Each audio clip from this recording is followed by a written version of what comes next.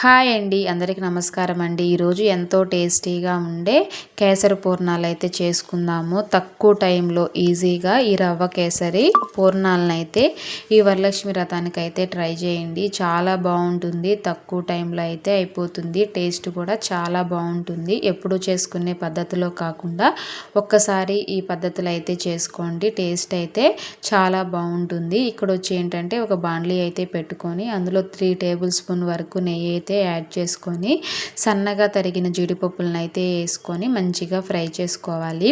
ఈ ఫ్రై అయిన తర్వాత దీన్ని సపరేట్గా ఒక బౌల్లోకి తీసి పెట్టుకోవాలి. అదే ప్యాన్లో ఒక చిన్న గ్లాసు రవ్వనైతే తీసుకొని మంచిగా ఫ్రై చేసుకోవాలి. సిమ్లోనే ఫ్రై చేసుకుంటే టేస్ట్ అనేది చాలా బాగుంటుంది. హై ఫ్లేమ్లో పెట్టామంటే మనకేంటంటే కలర్ చేంజ్ అవుతుంది, కానీ రవ్వ అనేది ఎక్కువ మంచిగా ఫ్రై అవ్వదు. ఇట్లా సిమ్లో ఫ్రై చేసుకుంటే మంచిగా ఫ్రై అవుతుంది. టేస్ట్ కూడా చాలా బాగుంటుంది. ఏంటంటే ఇందులో ఆల్రెడీ కొంచెం నెయ్యి కూడా ఉంటుంది కాబట్టి ఇది తొందరగానే ఫ్రై అయిపోతుంది.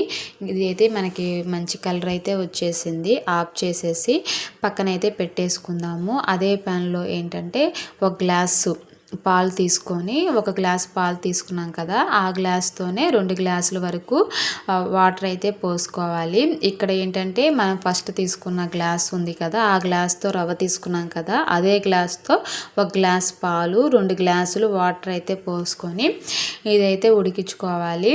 ఇలా చేయడం వల్ల లోపల పెట్టే రవ్వతో స్మూత్గా ఉంటుందన్నమాట. ఇక్కడ వచ్చి ఏంటంటే పాలైతే మనకి దగ్గరికి అయితే వచ్చేసినాయి.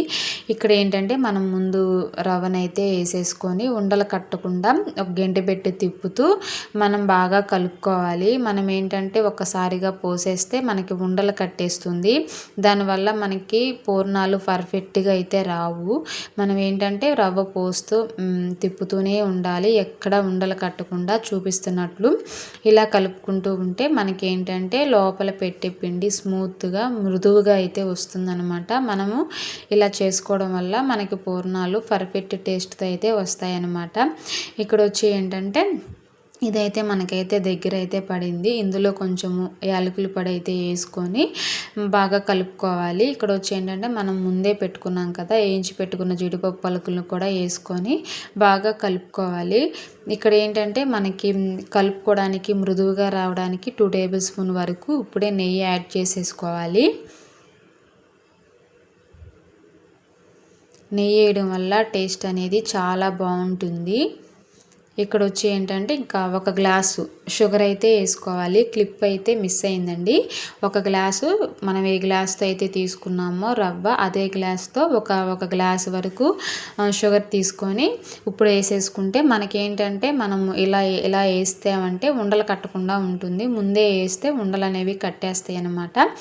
ఇది కూడా బాగా కలుపుకొని పంచదార కరిగేంత వరకు బాగా మిక్స్ చేసేసుకొని మనకైతే దగ్గరికి అయితే వచ్చేస్తుంది అనమాట. ఎక్కువ టైం పట్టదండి. చాలా ఈజీగా, టైం కూడా తొందరగా అయితే అయిపోతుంది. మనము హడావిడి లేకుండా సింపుల్గా చేసుకోవచ్చు. ఇక్కడ ఏంటంటే మనం గ్యాస్ ఆఫ్ చేసుకొని ఇప్పుడైతే ఒక ప్లేట్లోకి అయితే తీసుకుందాము. మనం ఇది ఏంటంటే ఇదైతే చల్లారిపోతుంది. మనం ఈలోపు ఏంటంటే మనం పూర్ణాలు వేయడానికి ఒక బౌల్లో పిండి అయితే కలుపుకుందాము. ఇక్కడ వచ్చి ఏంటంటే ఒక బౌల్ తీసుకొని చిన్న గ్లాసులే 2 గ్లాస్ వరకు గోధుమ పిండి అయితే తీసుకొని ఒక స్పూను షుగర్ అయితే వేసుకుంటే మనకి క్రిస్పీగా తినేటప్పుడు టేస్టీగా బాగుంటాయి.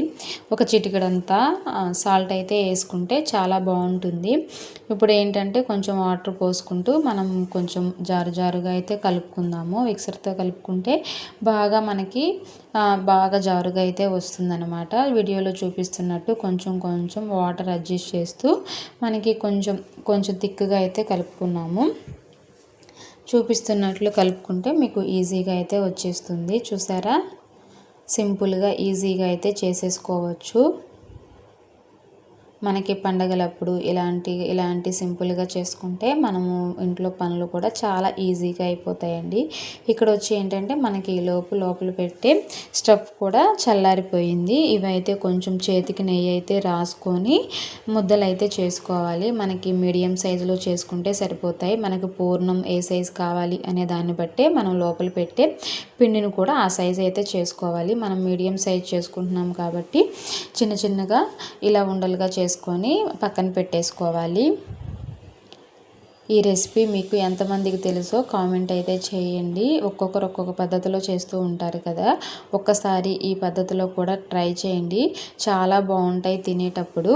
ఇక్కడ వచ్చి ఏంటంటే మనం ఈలోపు గ్యాస్ అయితే ఆన్ చేసుకొని బాండ్లీ అయితే పెట్టుకొని ఆయిల్ అయితే వేడి చేసుకుందాము. ఇవి కూడా హై ఫ్లేమ్లో పెట్టి వేయించకూడదండి. ఆయిల్ కాగేంత వరకు సిమ్లో పెట్టేసుకొని తర్వాత కూడా ఇవి చిన్న మంట మీదే చేసుకోవాలి పూర్ణాలు. ఇప్పుడు వచ్చి ఏంటంటే చూపిస్తున్నట్టు కేసర ముద్దని అందులో వేసి పిండికి అటు ఇటు కలిపి ఇట్లా పూర్ణాలు రాని వాళ్ళు కూడా ఈజీగా అయితే వేయచ్చు. గెంటుతో ఇలాగా అటు ఇటు తిప్పుకుంటూ వేసుకుంటే పూర్ణాలు చాలా పర్ఫెక్ట్గా అయితే వస్తాయండి. చాలా ఈజీగా ఇలా ఈ శ్రావణ మాసంలో వరలక్ష్మి వ్రతానికి ఇలా పూర్ణాలు అయితే చేసుకోండి. చాలా ఈజీగా అయితే చేసుకోవచ్చు. చూస్తున్నారు కదా, ఇవి ఏంటంటే బయట చాలా క్రిస్పీగా ఉంటాయి, లోపలైతే సాఫ్ట్గా ఉంటాయి. తినేటప్పుడు చాలా బాగుంటాయి. ఇంట్లో ఒక్కసారి ఇలా ట్రై చేయండి. ఎప్పుడు చేసే పూర్ణాలు కాకుండా ఈసారి డిఫరెంట్గా ఇలా ఒకసారి ట్రై చేయండి. చాలా టేస్ట్ బాగుంటాయి. టైం కూడా తక్కువ టైంలో అయితే చేసుకోవచ్చు. మనము అడావిడి పడకుండా ఎక్కువ టైంతో పని లేకుండా ఈజీగా అయితే చేసుకోవచ్చు.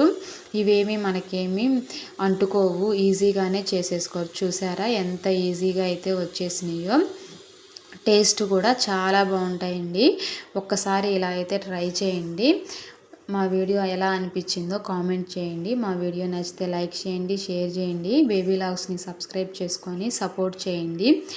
లైక్ అనేది ఇవ్వట్లేదండి, వీడియో అయితే చూస్తున్నారు కానీ ప్లీజ్ లైక్ అనేది ఇవ్వాలన్నమాట. లైక్ అనేది ఇస్తే వీడియో ఇంకొద్ది మందికి అయితే రీచ్ అవుతుంది.